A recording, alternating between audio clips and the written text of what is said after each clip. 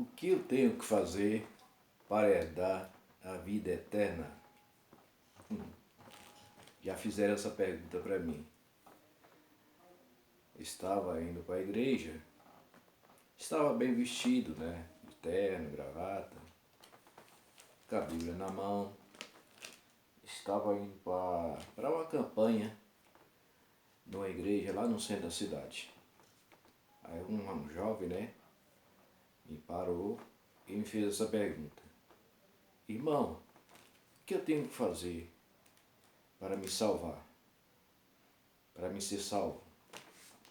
Eu prontamente peguei a minha Bíblia, li alguns versículos da Bíblia, né, e orientei ele, né, disse para ele a verdade, né, o que ele tinha que fazer. E passaram alguns anos, tal, e essa pergunta sempre está aí, continuamente, né? Uma pergunta que não se cala, né? Alguém está sempre perguntando: o que eu tenho que fazer para dar a vida eterna? O que eu tenho que fazer para ser salvo? Alguém está sempre perguntando, né? Às vezes quando você sai por aí para evangelizar, né? Para falar do amor de Deus, do amor de Cristo, alguém sempre faz essas perguntas, né? E é uma pergunta simples, mas com foco, né? Uma pergunta objetiva. E a resposta também tem que ser objetiva, né? Tem que ir direto ao ponto. Não pode dar a rodeios, né? Tem que ir direto ao ponto, dar a pergunta certa. Mas se a pessoa que está perguntando, se tiver a infelicidade de perguntar para uma pessoa errada, né? Uma pessoa errada, ele vai ser enganado provavelmente, né? Vai ser enganado provavelmente por essa pessoa, né? Porque tem muitos aproveitadores por aí que tira aproveito disso aí, né? Da situação, né? Pessoa que se diz de Deus, mas na verdade não tem nada de Deus na vida dessas pessoas. Bom, muito bem, vamos direto ao assunto, né? Sobre essa pergunta. A pergunta que está sempre no ar, né? Alguém está sempre perguntando, né, o que eu tenho que fazer para ser salvo, né? Para dar vida eterna. É uma pergunta que está no coração de muitas pessoas, na cabeça de muitas pessoas, né? E é preocupante, né? As pessoas se preocupam, né, com a salvação, alguma não, todas, né? Se preocupam com a salvação, o que vai acontecer com ele, né? Após a morte, coisa e tal, e por aí vai, né? Deixar claro aqui que a pessoa não tem que preocupar com a salvação após a morte. Você tem que preocupar com a sua vida hoje, agora, em vida, né? E no futuro, provavelmente, né? Você tem que preocupar também, né? Na verdade. É isso aí. Fizeram essa pergunta para o apóstolo Paulo também. Fizeram essa pergunta para o apóstolo Paulo. Fizeram também essa pergunta para Jesus, né? O próprio Jesus, né? Um certo jovem, né? Um jovem rico, perguntou para ele, né? Mestre, o que eu tenho que fazer para herdar a vida eterna? Jesus prontamente respondeu aquele jovem. Vou ler para você na palavra, né? Depois eu vou falar também da pergunta que fez para o apóstolo Paulo, né? Apóstolo Paulo, vamos chegar lá. Se você for humilde o suficiente para me assistir esse vídeo até o final, você vai entender o conteúdo dessa pergunta, né? Que vai envolver também a Igreja Católica, algumas igrejas neopentecostal, né? Que tira proveito disso aí, né? Tira proveito disso aí, né? Então, tem que ficar atento, né? Esperto, né? É por isso que você tem que ler a Bíblia, né? Ler a palavra, examinar as escrituras, né? Pois o próprio Jesus, ele disse, examina as escrituras, porque vos cuidai de ter nelas a vida eterna. O próprio Jesus falou, lá em João 5, versículo 39.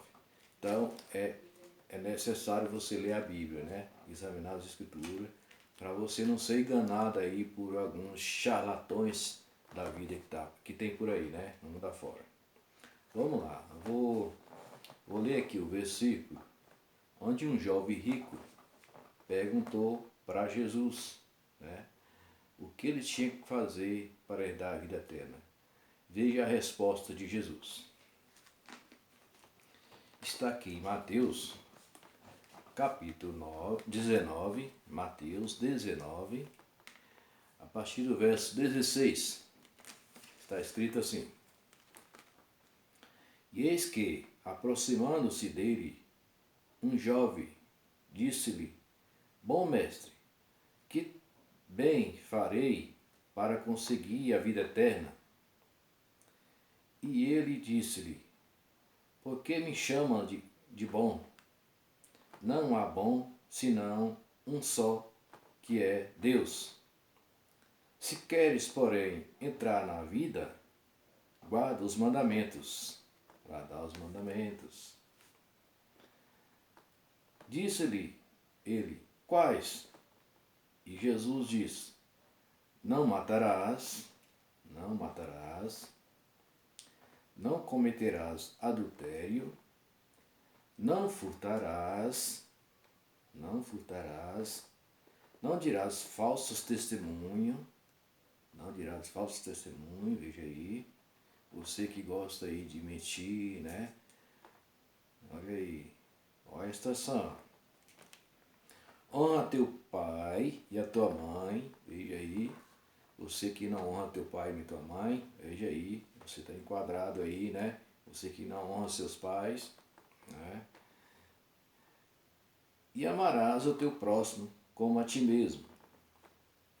Disse-lhe o jovem: Tudo isso tenho guardado desde a minha mocidade. Que me falta ainda? Veja bem que esse jovem é um jovem rico, mas provavelmente ele conhecia alguma coisa das Escrituras, né? Ele disse aqui, né, que já tinha guardado tudo isso aí. Mas ele insiste ainda na pergunta. Veja bem agora o que eu vou ler adiante, que precisa a pessoa ter muito cuidado com isso aí. Porque é aqui que os charlatões, os aproveitadores, os usurpadores aproveitam. É aqui nesse ponto, veja bem. Disse-lhe Jesus: Se queres ser perfeito, vai, vende tudo o que tens, dá aos pobres e terás um tesouro no céu. E vem e segue-me. E o jovem, ouvindo esta palavra, retirou-se, triste, porque possuía muitas propriedades.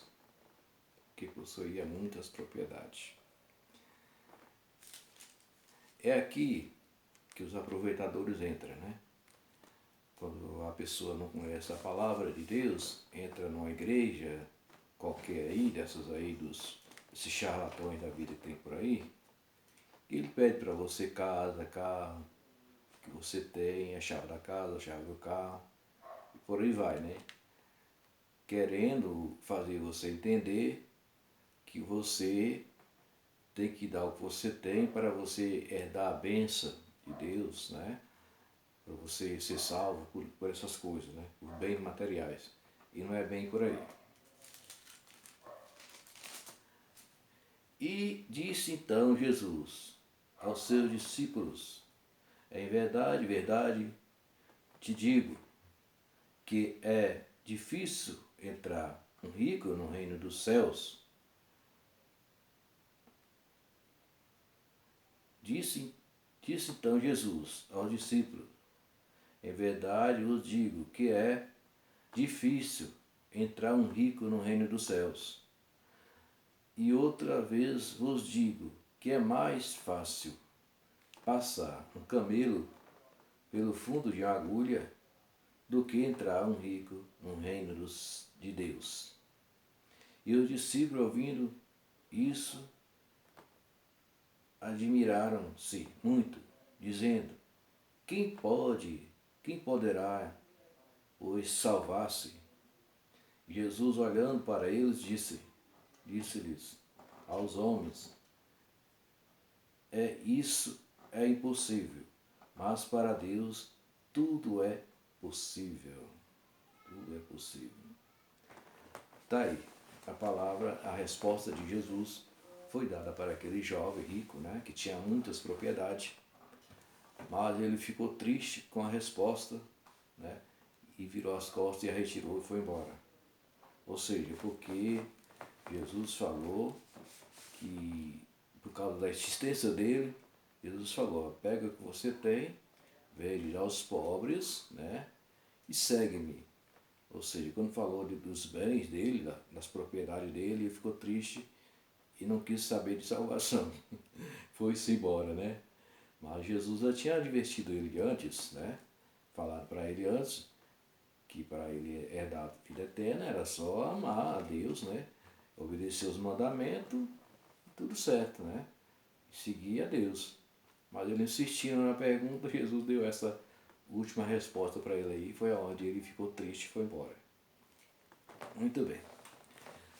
A outra pergunta que foi feita para o apóstolo Pedro foi quando apóstolo Paulo, desculpa aí, apóstolo Paulo e o seu companheiro Silas, né? Companheiro de viagem, né? De missões. Eles estavam pregando e eles tinham o costume de sair para orar. Todo dia eles saíam para orar. E veja bem o que aconteceu nessa missões de Paulo, né? Nessas caminhadas dele. Vou ler aqui para você, vou ler o texto. Aqui vai ser um pouco longa a mensagem, por causa disso aqui, porque eu vou ter que ler tudo aqui para você ter um melhor entendimento, né? E assim, e aconteceu que, indo nós à oração, nós quem? Paulo e Sila, seu companheiro de missão, nos saiu ao encontro uma jovem que tinha o espírito de adivinhação. O espírito de adivinhação não é o Espírito Santo aqui. Esse espírito aqui que está falando não é o Espírito Santo, é um espírito imundo, um demônio que possuía aquela jovem, né?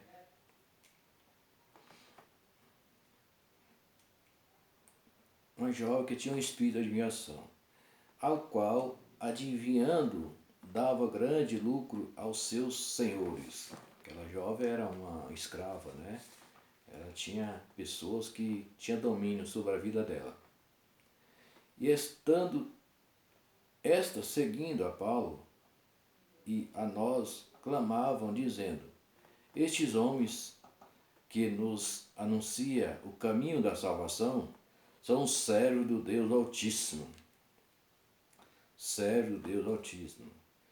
E isto fez ela por muitos dias.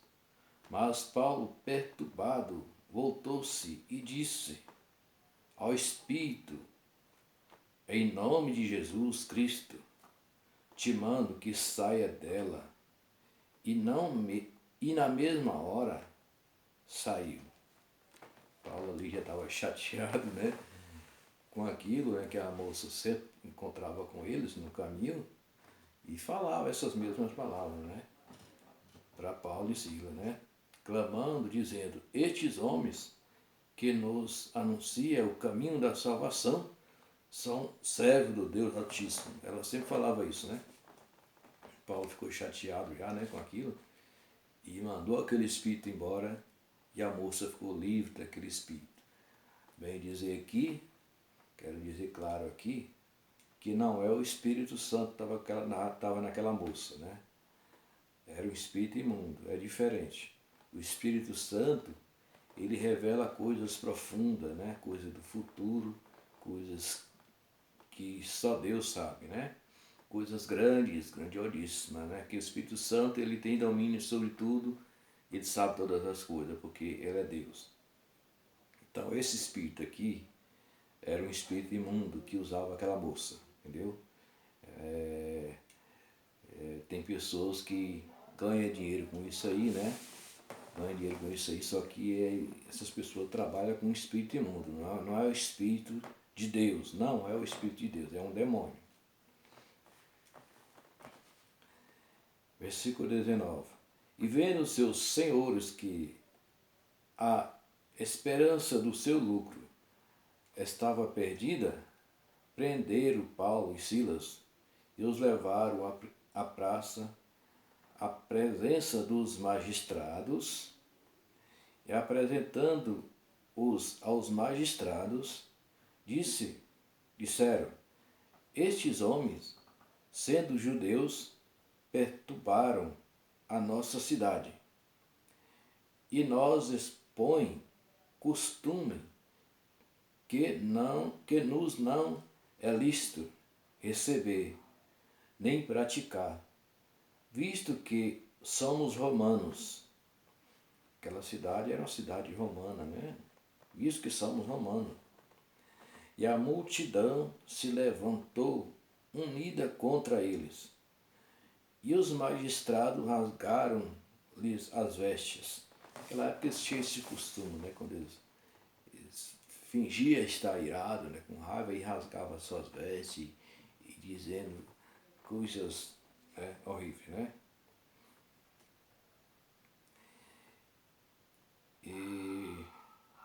Aqui. E a multidão se levantou unida contra eles, e os magistrados rasgaram suas vestes, mandaram açoitá-los com varas. Prenderam Paulo e Silas e mandaram açoitar com vara, deram uma surra neles. E havendo-lhes dado muitos açoites, os lançaram na prisão, mandando ao carcereiro que os guardasse com segurança. Que absurdo, né? Guardasse com segurança. Prenderam Paulo e Silas, né? 2 homens de Deus, e mandaram guardar com segurança, na prisão máxima. Vê se pode um negócio desse. O qual, tendo recebido tal ordem, os lançou no cárcere interior. Ou seja, era um cárcere bem, tinha muita segurança ali, né? E lhes segurou aos pés no tronco. Além de estar preso, os pés estavam amarrados no tronco. Né? Os pés estavam amarrados no tronco. Ali, os pés no tronco.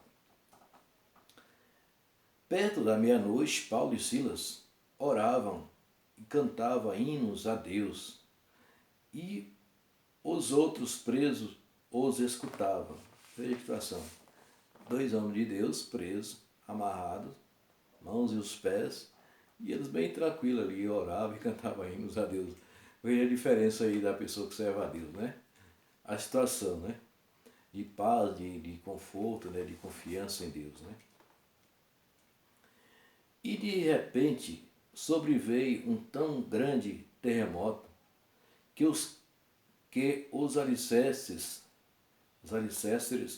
do cárcere se moveram, e logo se abriram todas as portas, e foram soltas as prisões de todos.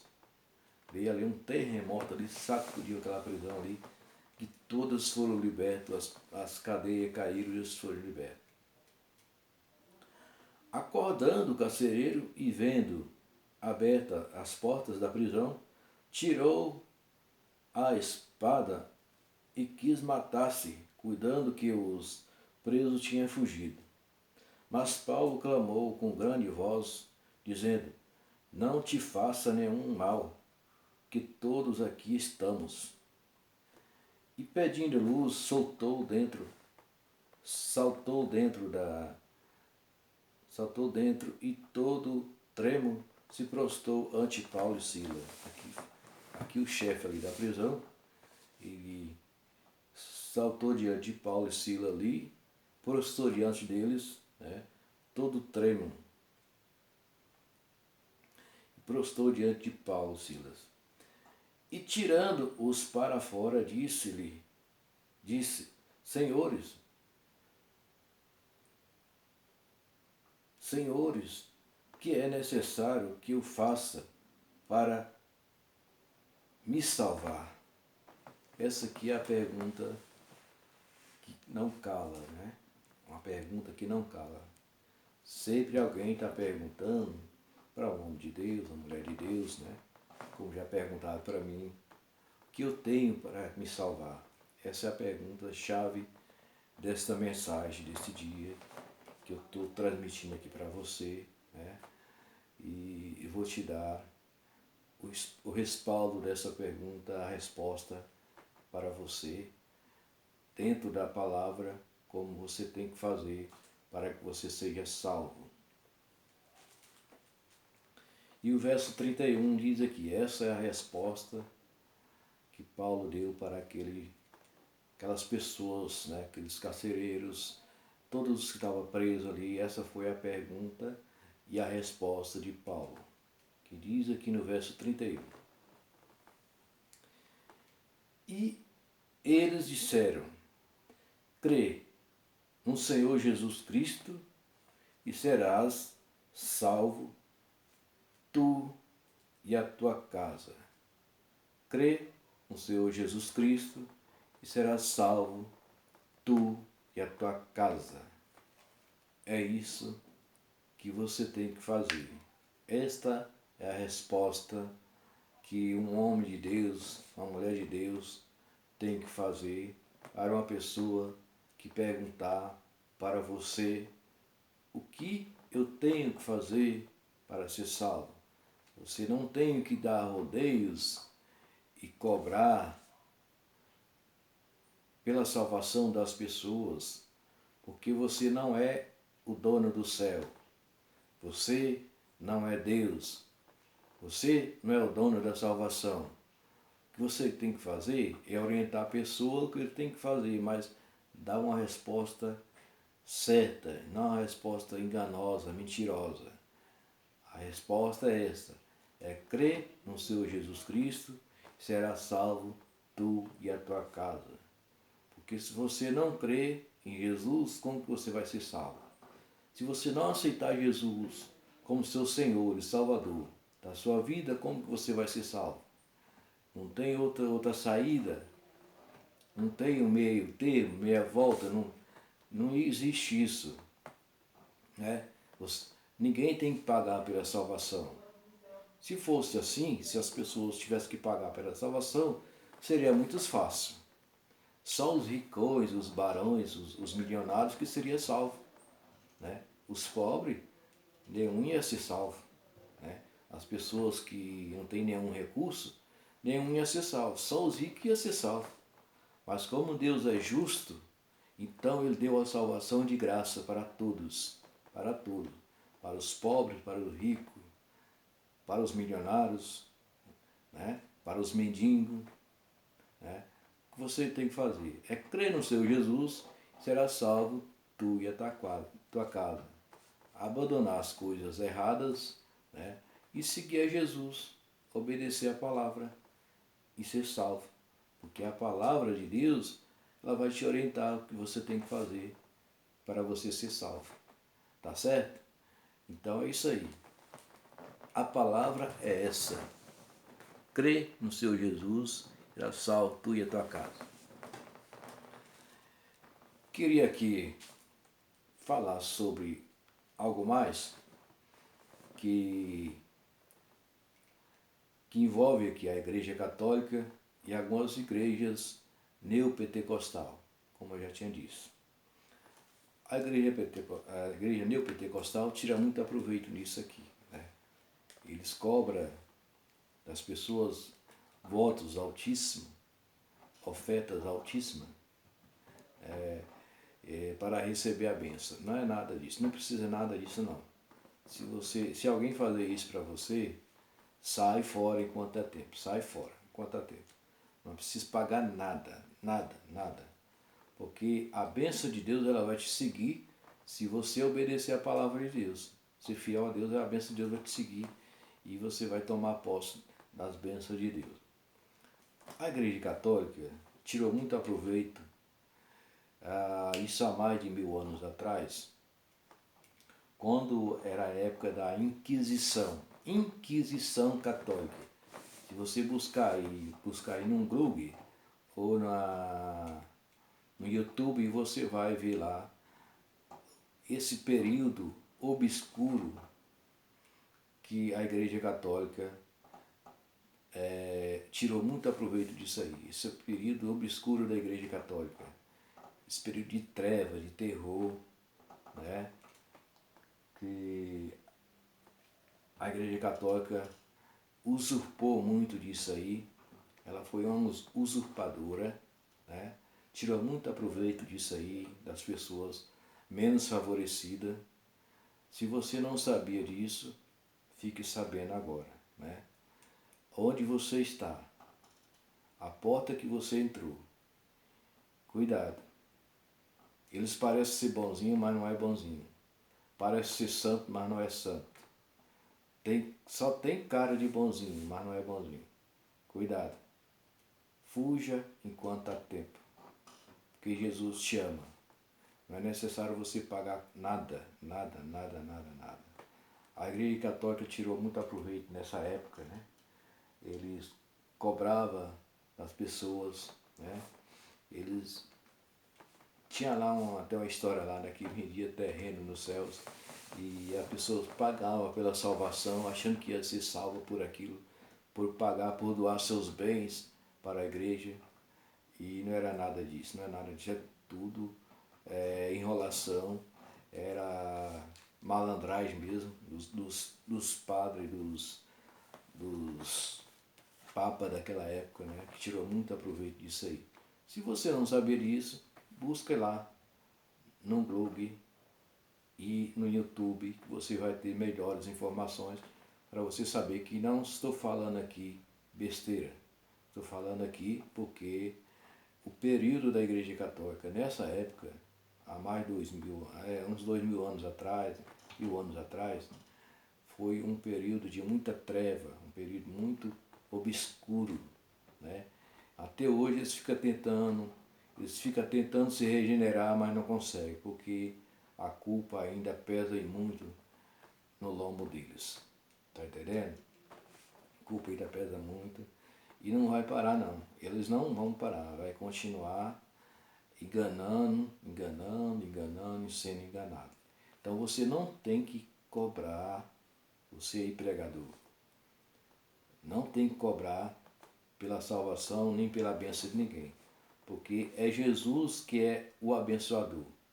É Deus que é o abençoador. Não é o dinheiro que vai pagar a bênção de ninguém. Então fica aí essa resposta aí para as pessoas que querem saber o que tem que fazer para ser salvo. É simples. É crer no seu Jesus, será salvo tu e a tua casa, né? E depois o que você tem que fazer? Se batizar nas águas, né? Você tem que se batizar como Jesus foi batizado, né? Nas águas.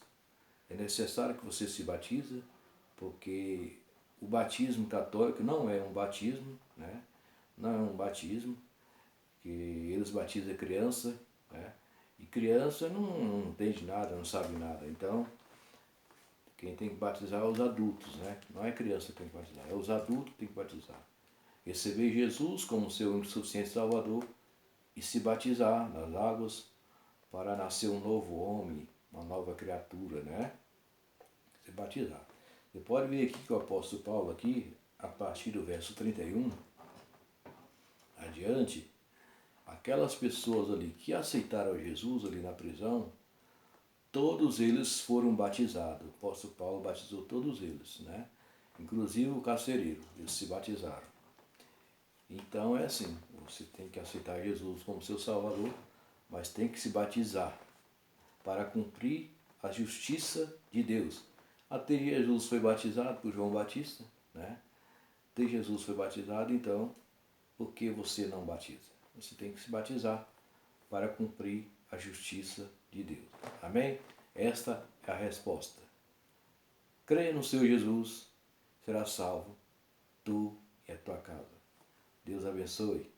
Aceita Jesus hoje no seu coração.